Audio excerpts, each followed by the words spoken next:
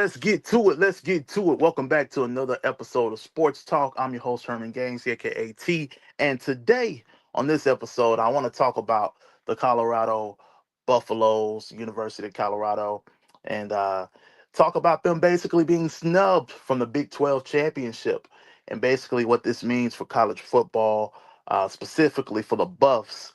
The chances of being in the college football playoffs is now one that is far gone, unfortunately. And I just want to talk about how I believe this is a major fumble for not only the Colorado Buffaloes, but for the Big 12 Conference, as well as the landscape of NCAA Division One football in my eyes. Now, before I give you my thoughts and perspective on that, I want to encourage you to share this broadcast. That way, this thought can get out there, one that I'm sure other people share as well. And, it gives you the chance to also tap in with your dialect as well. Understand this. I'm not a huge Deion Sanders supporter. That being said, I'm not a hater of the man either. So everything I'm getting ready to say, I have to give that disclaimer because people, tend to think, if you lean towards being favorable upon a person, then that's going to shape your perspective. But I just want to give a balanced perspective in this thing because of the fact that I've witnessed this man jump with a lot of players that came from HBCUs, or specifically Jackson State. A few of them followed him over there, and he dealt with a lot of people that hit the portal and all of that. And he turned the program that was 1-11 2 years ago, to now ending the regular season play at 9-3. And how not only impressive that is, but remarkable it is, especially given the fact that you've done this off the backs of Travis Hunter and Shador Sanders. Now, again, this team is not the most popular team in college football. In fact, I would go on to say that it's probably the most hated team.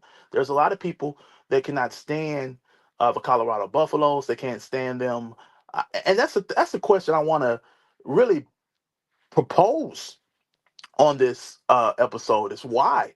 Why is there so much hate and disdain towards this team?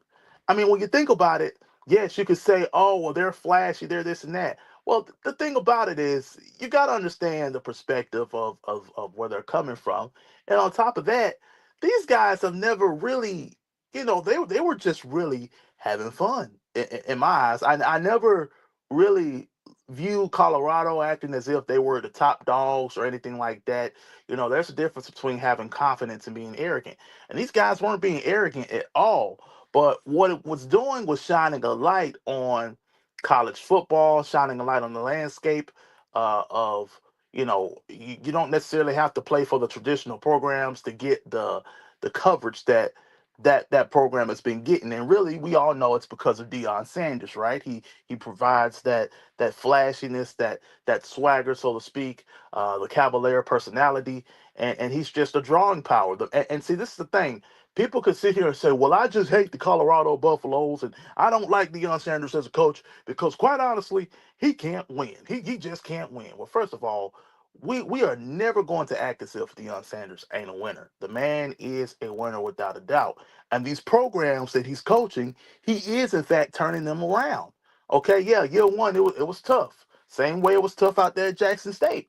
But give the man his flowers. Okay, he's turned these programs from crappy programs to programs where they didn't have a shot at going to a bowl game or anything to programs that are contending at least for ball games. He won the SWAC championship out there in at Jackson State and sent them boys to the I think it was like the HBCU national championship or something like that.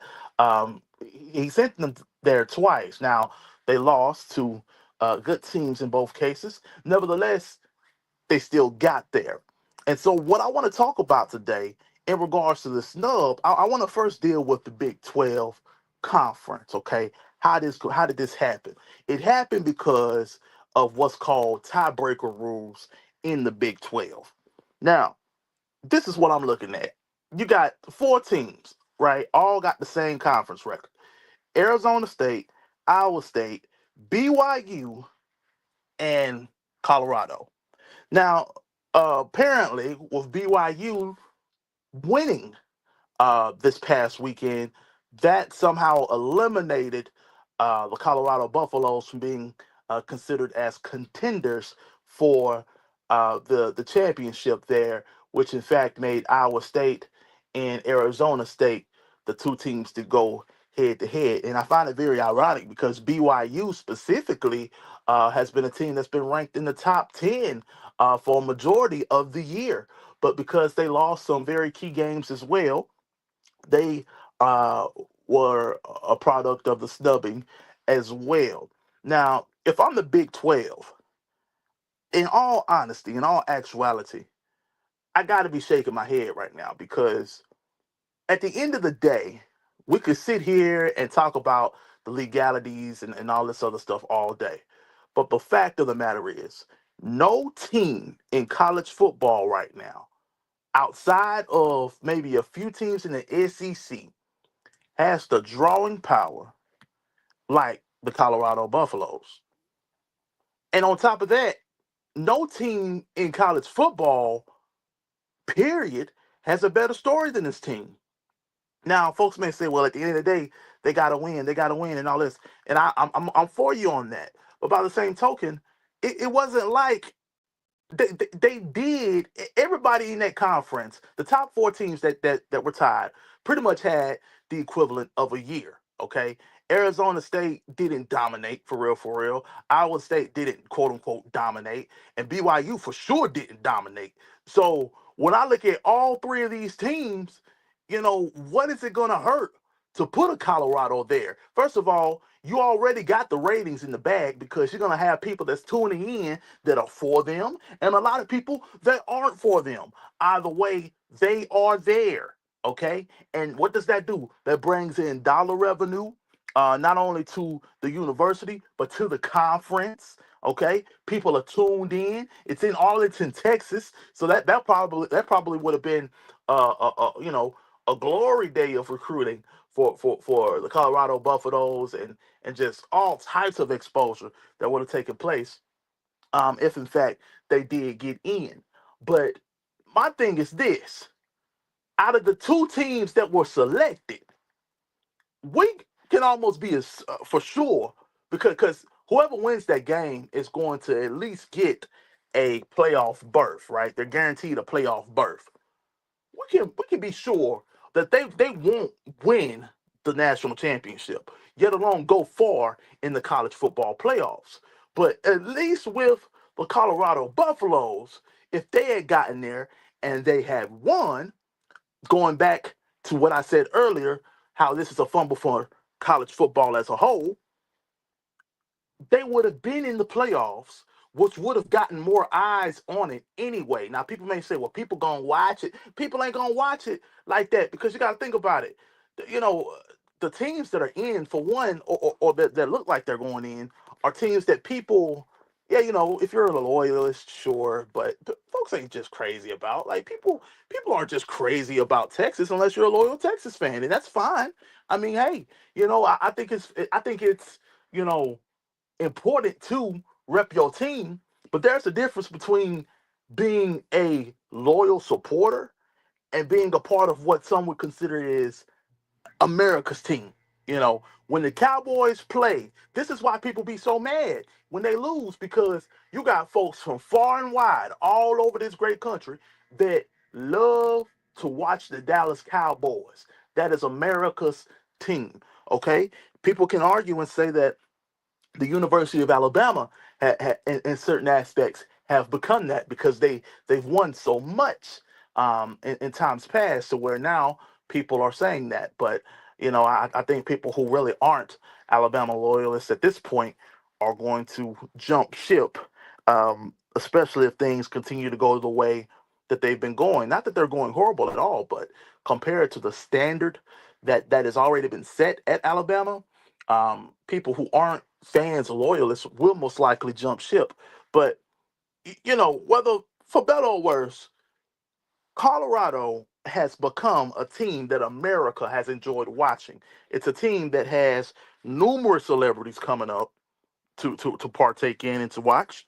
And this team, for as much as people have said they don't play nobody, they're not good, they're not this and that, you didn't give them the opportunity. You may say, oh, well, we gave them two this year, well, Kansas and Kansas State, and they couldn't get it done. More or less Kansas State, because Kansas State was the actual ranked opponent that they lost to, right?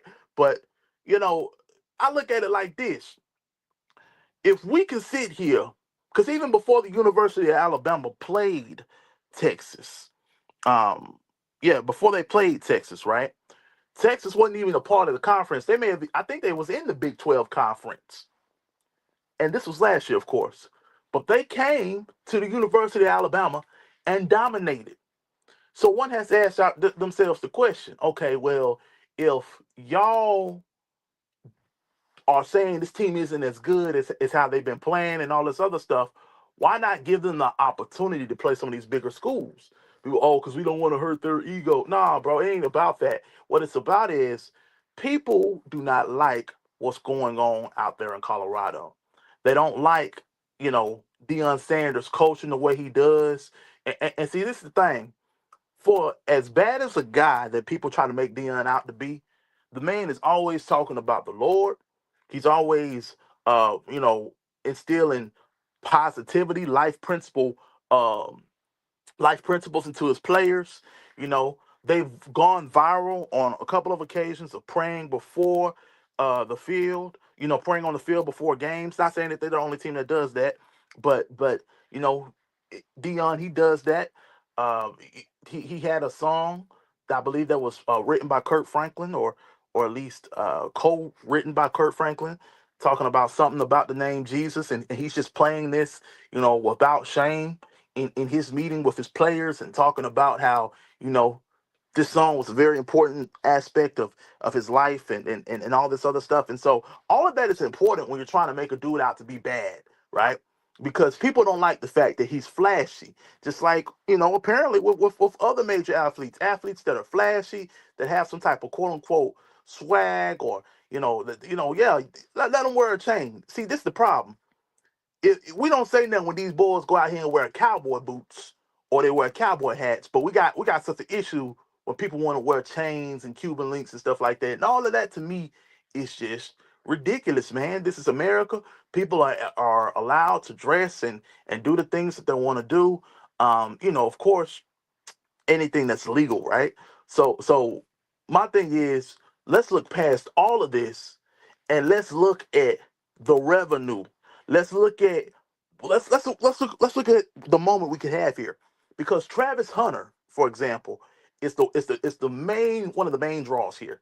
The guy is being snubbed potentially for a Heisman that he's rightfully won. He's rightfully won it, because you got to think about it. He not only was the top cornerback or defensive back going into his college career with Deion Sanders, he made it a mission to avoid Alabama and all these other schools that was recruiting him to play for Deion out there at Jackson State. And of course he dominated out there, but he did it because he wanted to be a part of the story. He wanted to be a part of the narrative that Dion was portraying at the time, which is that, these star athletes, these star black athletes that are building these programs that are, PWI schools or whatever, are quote unquote coming home, so to speak. And they're trying to, he was trying to portray a narrative like, hey, you could play here and you could be very well off. You can, get your NFL dreams and all this other stuff fulfilled as well. But, at least you're quote unquote supporting the HBCU. Now, Travis was for that. He was for that, but above all else, he was for the coach. And so when the opportunity came for him to jump, he did jump. And he went to, Colorado. But what did he do there? He dominated in Colorado on both sides of the ball. So for people to sit here and make it seem like dude ain't no real player, he ain't no real this, he ain't no real, you may be able to argue some mess like that for Shador, which even then, it's gonna be kind of hard in my eyes, because Shador Sanders, when you look at it, did very well at Jackson State, played very well, but for whatever reason, the offensive line within these past 2 years at Colorado it's been a struggle.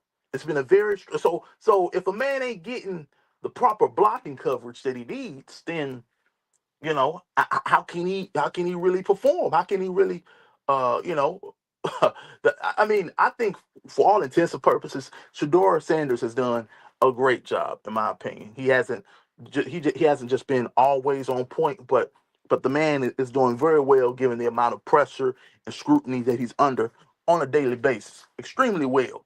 But Travis Hunter, nevertheless, has remained consistent. This man has been injured and all this, and he's still able to lead his team on both sides of the ball. The man is so good that when he's not in the game, his he's made it to where you feel it. Okay, you feel that he's not there, and the problem about this is that greatness now won't be displayed against the best of the best, the cream of the crop, because of some quote unquote technicalities and people not wanting to see it happen. We're not gonna get the Shador Sanders and the Travis Hunter rematch uh, against Oregon, the Oregon Ducks. It's crazy because that coach had a lot to say, and his pregame speech went viral, talking about how at the University of Oregon, they rooted in substance, not flash. You don't come here for the clicks and views, saying all that crazy stuff. But it's so funny to me because Oregon, I'm just be honest with you, man. Oregon has had a crappy football team for the past few years. The last time Oregon made it far in football was when they played my team, my preferred team, Auburn. No pun intended there, right? Because we're not that good, but at least this year. But when they played, when Oregon played against Auburn, we beat them. And that was pretty much all you heard about Oregon until the last few years. Like, yeah, every now and again, they'll run the clock up on somebody, 72-0 or whatever, but they don't go far at all. And so here it is now, because of quote unquote technicalities, you're ranked the top dogs of this year, right? When there are plenty of teams, in my opinion, that are much better than Oregon. But because we aren't able to see, we're not going to be able to see now Colorado show how much they've improved in a year to get that game. Because see, that's the game that people want to see. They can't stand people nowadays who still holding on to that old mindset. That mindset of it's got to be our way or the highway. You too flashy to be a coach. All them clicks and views. First of all, it's imperative, extremely imperative that Dion does this for these boys. And the reason why is because it gives you a different perspective on the athletes. Okay, so they're not just running. You know what I'm saying? They're not just, but you get to see in real time their thought processes toward the games. And there have been several times where, because they were recording, because they were showing behind the scenes what was going on at these games and stuff, that they were able to tell their part of the story or what happened accurately, because it was being misrepresented by certain media outlets concerning certain things.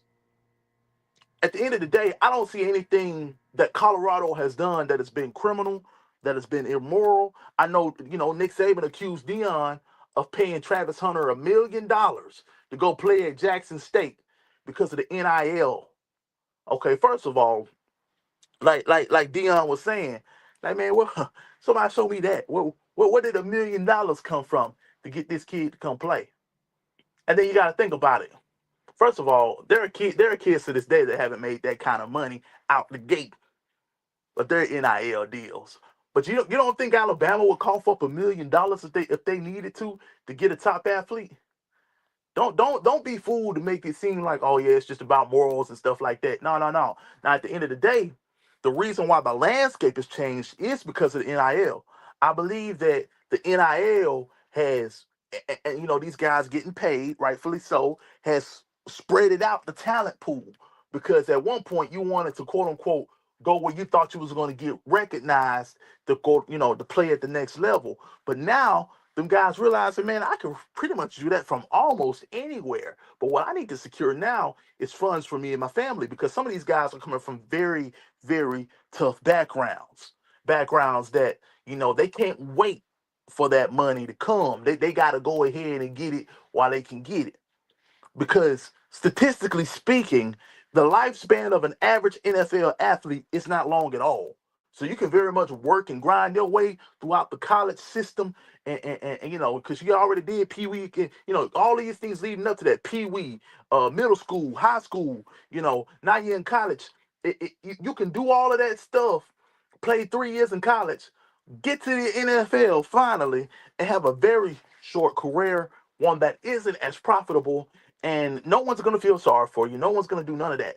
But here it is, the life span of your earning potential now, thanks to the NIL, is it's longer. So people can get you to come and play for their universities, and you can get you some money for mama and all of that, and everything good.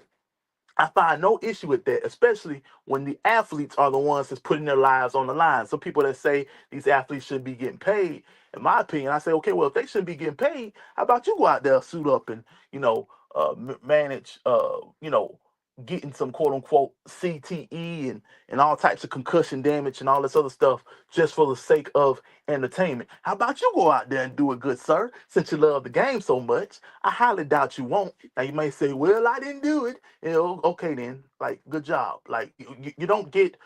See, we want the generation after us to do better. That's the point. That's the point.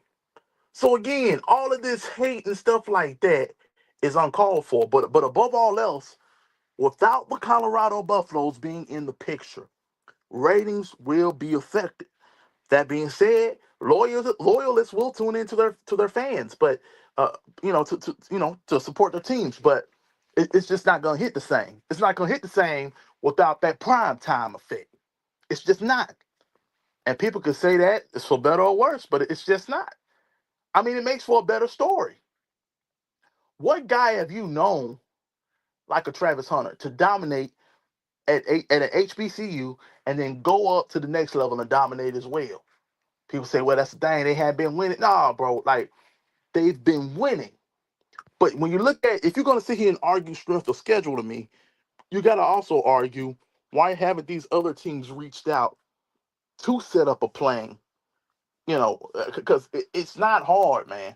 It's not hard at all. But the fact of the matter is that people don't want, Dion to get any type of leverage, but he still has that power. That's why the top quarterback in this upcoming class decommitted from USC and is going to play for Dion, taking Shador's place more than likely. He just has that way of connecting with the kids, and they can tell he has their best interests at heart. Some of these folks, they used to working these boys like cows, man. They like you just pretty much patch them up if they hurt, and get them back out there. But Dion on several occasions has said, hey, look, especially with Travis Hunter, Travis, he trying to get out there and play. He like, look, nah, man, you gonna rest. You'll come back when you're ready. And see, they need to play for a coach like that. They need to play for somebody who understands. See, Dion has paid the ultimate price. We're talking about a man who's a two-time Super Bowl champion and who has appeared in the World Series, the only athlete to this day to play in both the Super Bowl and the World Series, paid the ultimate price. He paid it by losing his big toe. So he understands the importance of not overworking his players, but he also understands the importance of them being disciplined, holding them to a higher standard. That's why Kamorny McLean couldn't cut it, and these are people that these boys need to play for. People that understand, that get it, that identify with them on several levels. Some of these other guys don't do that. For them, it's just pure business. And yes, we can say all of that is semantics or what have you, but The fact of the matter is that the rating power, the rating draw, is one that Colorado has. And this is the thing, whether you want to acknowledge it or not, you just never know how this team gonna perform. Because that Kansas game, I don't think they should have lost. I don't understand how they get routed by Kansas and then the following week come out and play an Oklahoma State team and rout them. Like you can tell sometimes the mental aspect of things are gone there. Nevertheless, what would happen if this team got into it? What would happen if they made college football playoffs? I guarantee you they would surpass expectation because people are so used to hating them. In fact, this season they shouldn't have won more than 5 games, according to the sports analysts and stuff. They shouldn't have won more than 5 games, but they managed to pull off a 9-3 record.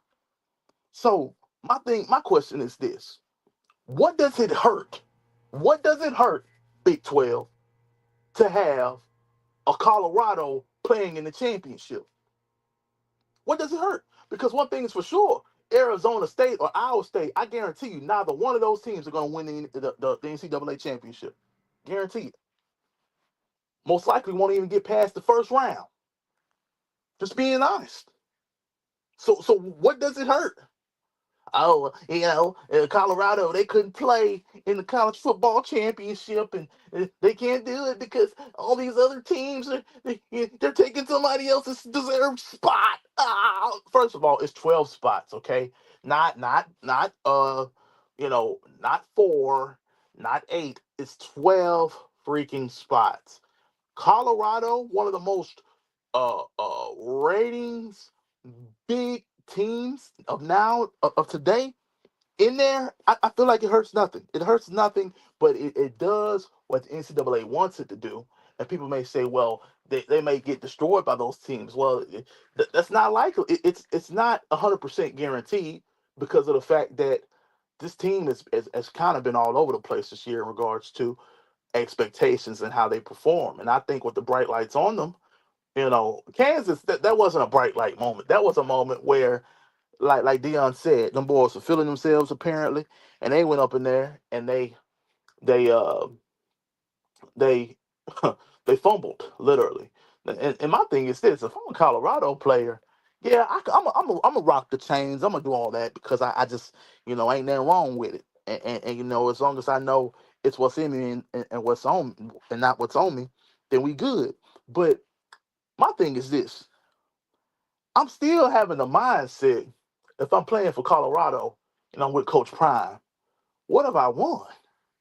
What if I achieved? Even if I made the jump, okay, I got a swag. I got 2 swag championships. If I made the jump from Jackson State to Colorado to be with my coach, what have I won in the grand scheme of things that's gonna make people respect the fact that I'm wearing this jersey?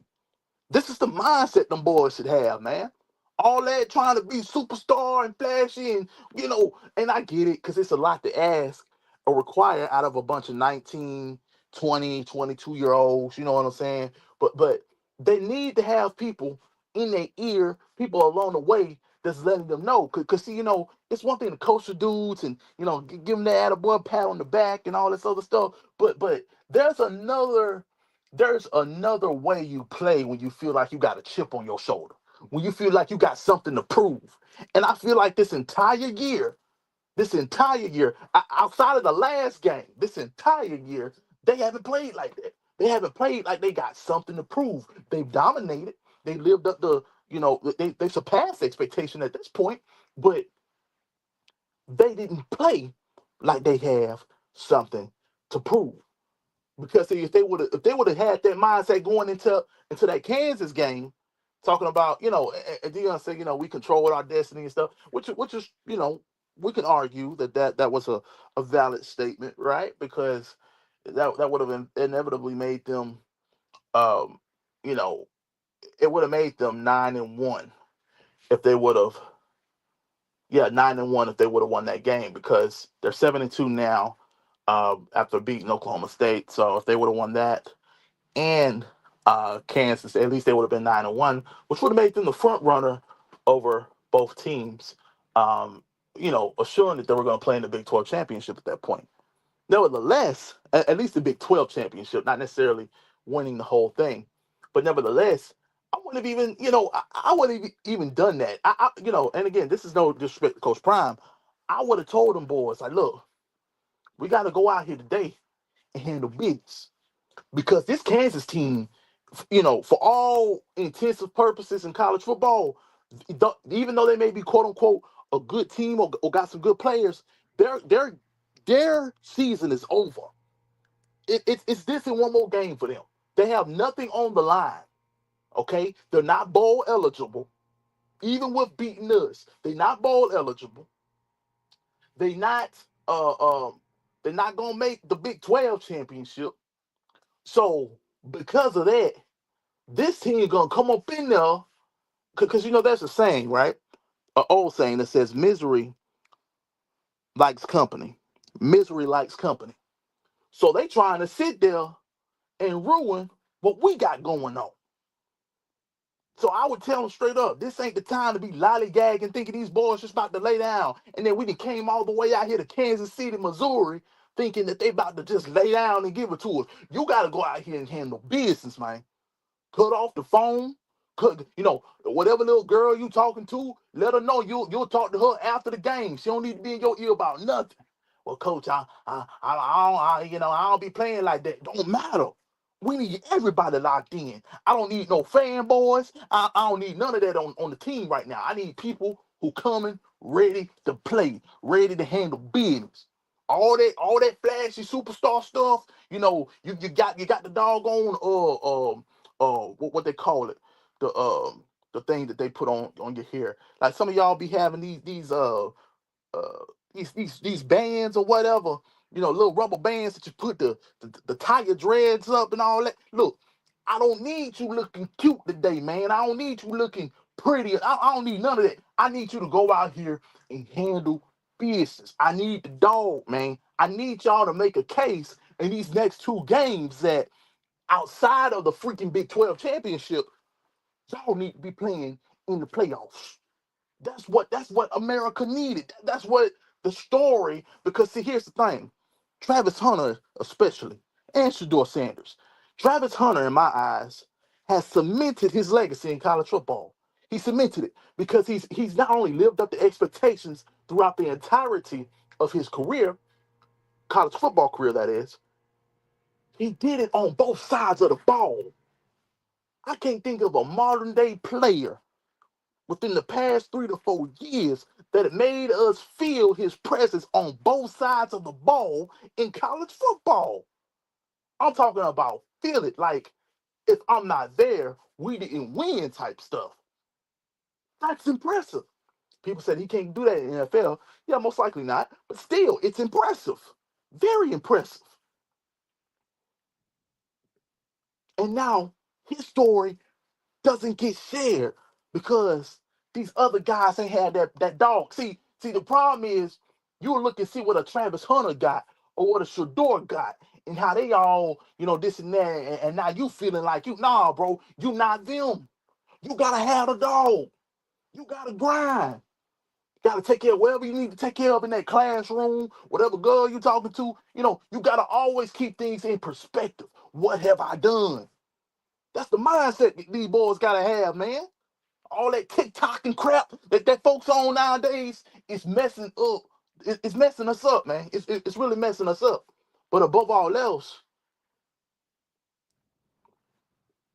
this team is still the team that America likes to watch, for better or for worse, right? Some people want to watch the train wreck, some people don't. My thing is this: it does not hurt to put Colorado in the college football playoffs or the Big 12 for that matter, because I guarantee you now, ratings ain't gonna be the same. People ain't gonna be watching no Big 12 championship. They don't care nothing about no Iowa State or Arizona State. And that's no disrespect to anybody who went to those schools or who are fans of those schools. It's just a matter of fact. These are two teams that are non-factors in the grand scheme of things. Meanwhile, you'll have the SEC have two or three teams make it into the freaking playoffs just off the quote-unquote strength of schedule. But the quote-unquote strength of schedule is coming from the teams that they played within their conference. And yeah, people can say, well, the SEC is the most dominant conference. Cool. Let's mix up the flavor then. Let's cause see, we need teams like Colorado in there. We need them type teams, man. Teams that got a real story.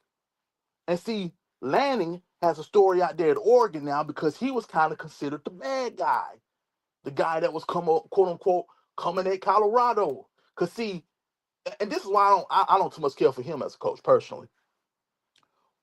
I understand you out there trying to send a message, right?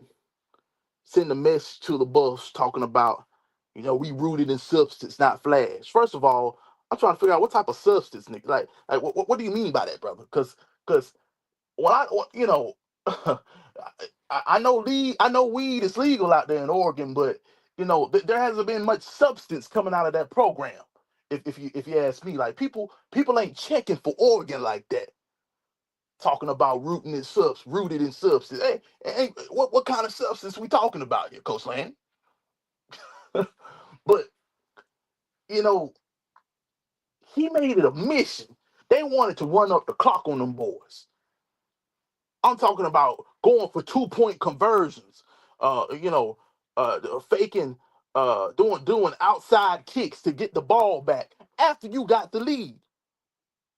And people want to talk about how man, Colorado, they're just so unsportsmanlike, and they lack sportsmanship, and Shador should have been kicked out of the game for pushing the ref, and they say all that crap, but we don't address none of that. Never addressed it. That was terrible sportsmanship, and it's almost like you trying to quote unquote send these boys a message like yeah, y'all ain't for this, like y'all need to get back to where you belong type stuff, and I didn't like that at all. At all. So I was definitely going to be tuned in and locked in for a rematch, one that we may not get now, unfortunately, at least during the Shador Sanders and the Travis Hunter era. But hey, these are just my thoughts, man. You can let me know what you think out in the comment section. Again, share this with somebody. But overall, even though I wasn't a huge Buffs fan, I still think it would have been good for the sport of college football. I'm talking about you have all the celebrities, all Dwayne Johnson, so many different ones. Now, are they true Colorado fans? No, they're primetime. They're Deion Sanders fans, that's for sure, because they were with him when he went out there to Jackson State as well. But you got to ask yourself, for a man who doesn't cuss, or at least publicly, who's promoting Jesus, and who's instilling positivity and good values into African American men who are the predominant ethnic group of college football, what's so bad about it? What's so bad about him bringing that Dion, that prime time effect? There's nothing wrong with that. Nothing at all. But it's different from what has been done. And that's what people have to understand. That's what people have to understand. It's a new day in college football. Wishing the best for them, even in their bowl game. And I'm looking forward to watching and seeing how the story will unfold with prime time in Colorado and potentially the NFL careers of Travis Hunter and Shador Sanders. These are just my thoughts, man. Till next time.